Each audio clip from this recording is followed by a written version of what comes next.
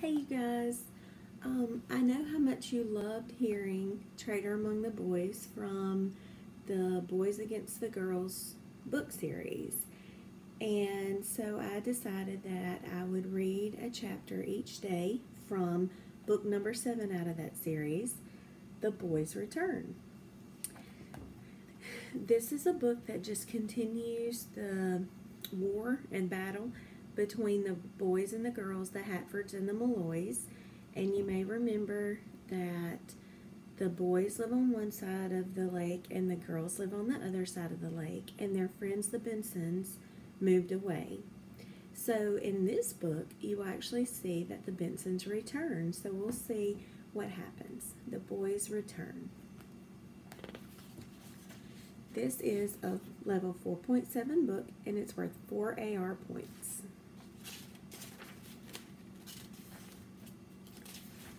Chapter 1, Big News.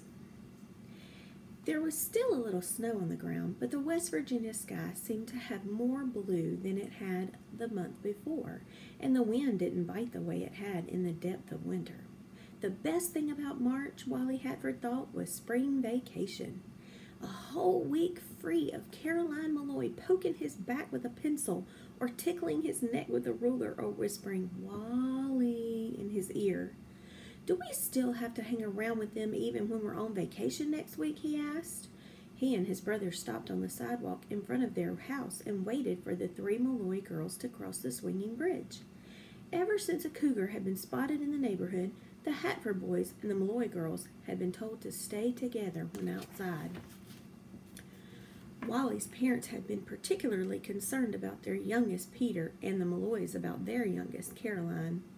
Wally, though, was sure that if a cougar ever tried to take a bite out of Caroline, it would spit her out so fast she wouldn't even know she'd been bitten. "We're supposed to stay together whenever we're outside," said Peter, "because of the abaguchi." Before anyone had known what the animal really was, the newspaper had referred to it as the abaguchi, and that was the way people thought of it still. "So we'll stay inside the whole week," muttered Jake.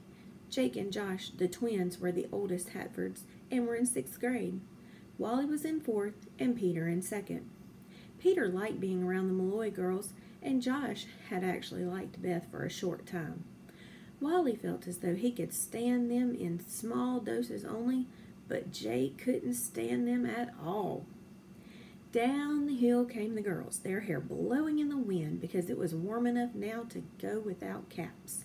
They started across the swinging bridge over the Buckman River, which entered town on one side of Allen Avenue, looped around under the road bridge to the business district, and flowed back out the other side of the avenue. Trip, trap, trip, trap, trip, trap went the girls' feet on the wooden planks. Whenever Wally heard that sound, he envisioned a troll underneath waiting to gobble him up. "Hi, Josh. Hi, Jake," said Beth. Her blonde hair was all shiny from her morning shampoo. She was the prettiest one of the sisters, Wally thought. She was also the only one of either family who was in 5th grade. Eddie, her older sister, was in 6th with Jake and Josh, and Caroline was in 4th grade with Wally, even though he was a year younger than he. Caroline was precocious, whatever that meant. "Now that abaguchi won't get us," Peter sang out happily as the 7 kids headed for school. "What are you guys going to do over spring vacation?" Eddie asked. Her real name was Edith Ann, but anyone who called her that was likely to get a sock on the arm. "I'm going to be practicing for baseball tryouts." "Ugh," Jake moaned under his breath. That was what he was planning on doing too. "I'm going to write a book," declared Beth. "It's going to have chapters and everything. I'm calling it The Ghoul from the Ghostly Garage." "That was me. I was the ghoul in the garage last month, right, Beth? Are you writing a book about me?"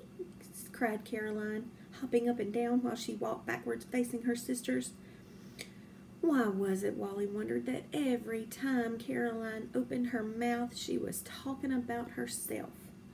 "No, it's not about you, and it's not about last month. The ghoul is a creature entirely from my own imagination," Beth explained.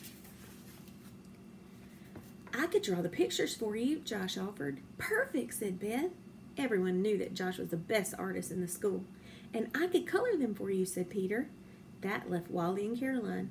I'm going to practice my voices, said Caroline, who wanted to be an actress when she was growing up.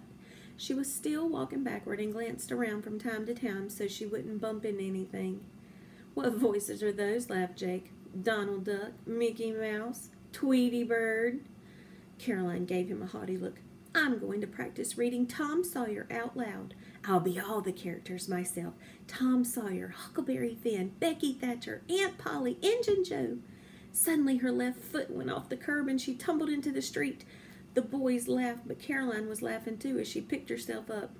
Laughing at her wasn't much fun, Wally realized, if she didn't throw her usual fit. Once inside the school, they all headed for their own classrooms, and Wally took his assigned desk in the front row, right smack in front of Caroline. Well, class, said Mrs. Applebaum, let me tell you what I want you to do over spring vacation so you can be thinking about it.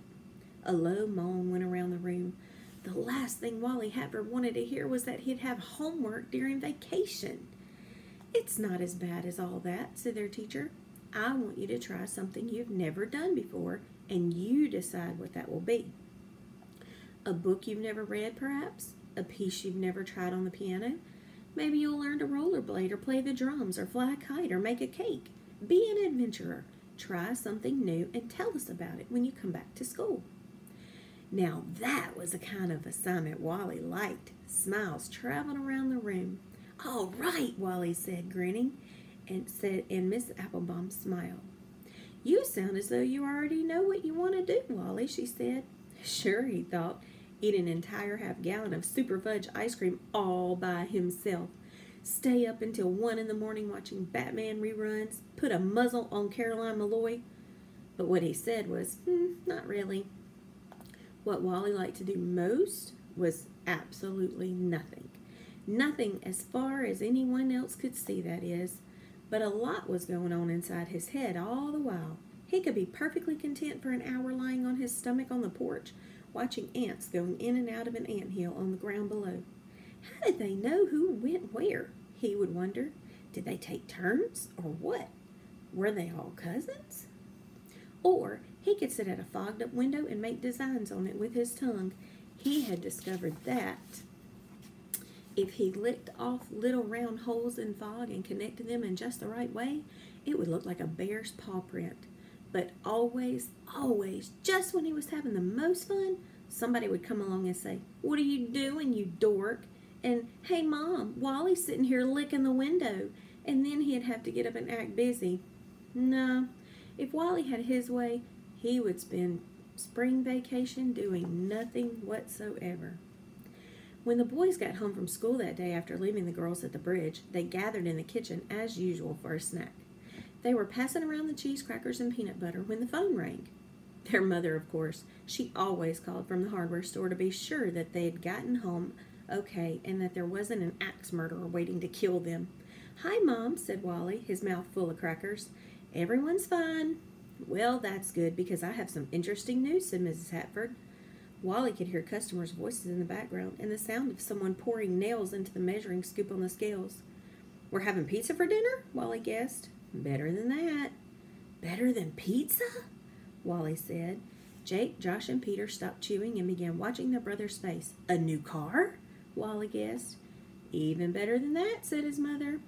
"I got a phone call from Mrs. Benson today, and they're coming to spend spring vacation in Buckman." "What?"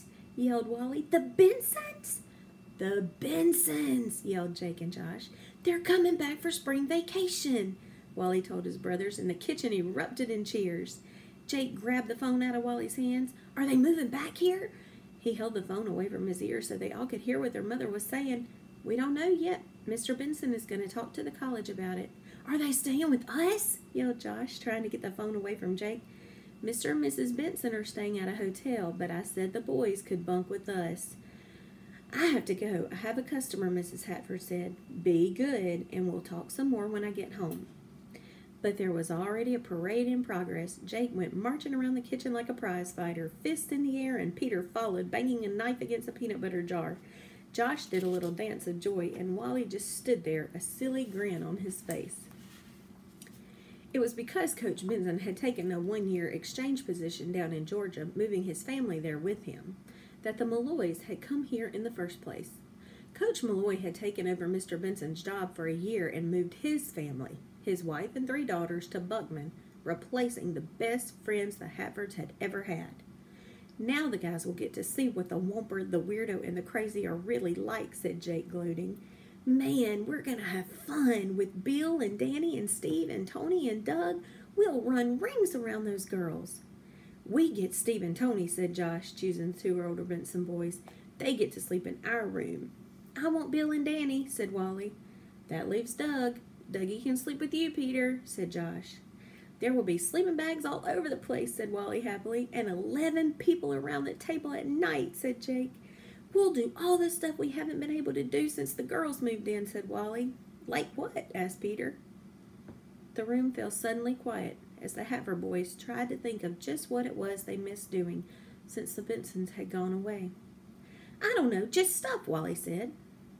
He didn't know yet what it would be, but he was absolutely sure that sometime while the Bensons were here, he'd be able to think of something to try that he had never done before. Spring vacation was beginning to look very good indeed. Now, join me tomorrow for Chapter 2, Home Decorating.